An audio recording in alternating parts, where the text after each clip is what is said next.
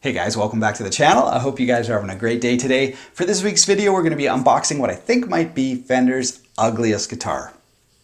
Let's get started.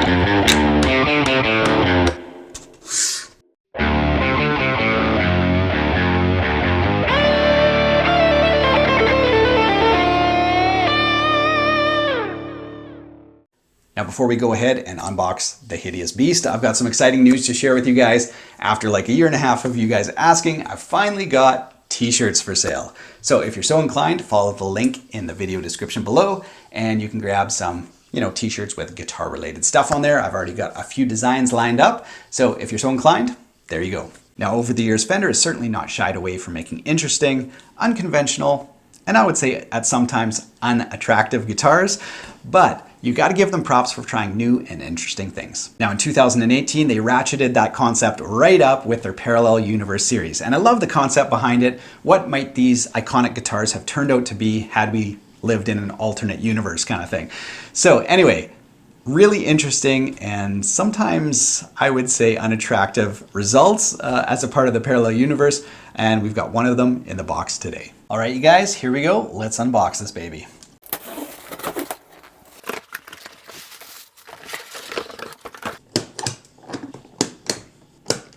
All right, you guys ready to see what's inside?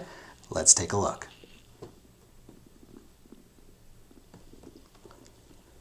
Oh boy, block inlays on a Fender. I think we better just close this one up and send it back. Now in all seriousness, this is the guitar. It's a bright orange Fender Thinline Telecaster Super Deluxe. Sparkle pickguard, block inlays, the whole 9 yards. I just don't know what to think. Now, have you guys ever seen a guitar where your initial reaction is, wow, I'm not sure why they built that. That is a lot to take in. There's a lot going on here. But the more you look at it, the more you find yourself kind of liking it. And after a while, you're like, that's a really cool guitar.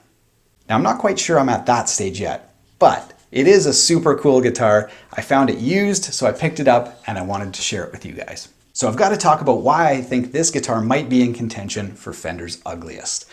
Now, when you look at the whole thing, it's just a barrage on the senses. There's so much going on. It's like if somebody designed a guitar for the Barbie dream house. It's just glitter and crap all over it. It's like an intern got loose at the Fender factory and checked every single box related to a Telecaster and hit make, and nobody called them on it. So we've got the bright orange creamsicle double bound Telecaster body. We've got unconventional controls, which we'll talk about in a second. Fixed bridge with vintage Fender saddles, TV Jones pickups, obviously a sparkle guard, thin line, you gotta have it, right? And of course we've got the bound maple neck with the vintage Telecaster Thinline logo. Now the Thinline Telecaster has always been a little bit of a strange guitar. To put an F-hole on one of Fender's simplest designs and just a workhorse guitar was always just very, very odd. F-holes were only found in violins and cellos and high-end jazz guitars, right? And somehow it ended up on one of the most basic guitars ever made. Now when the Telecaster was first in production in the 50s, it was totally different than every other guitar before it.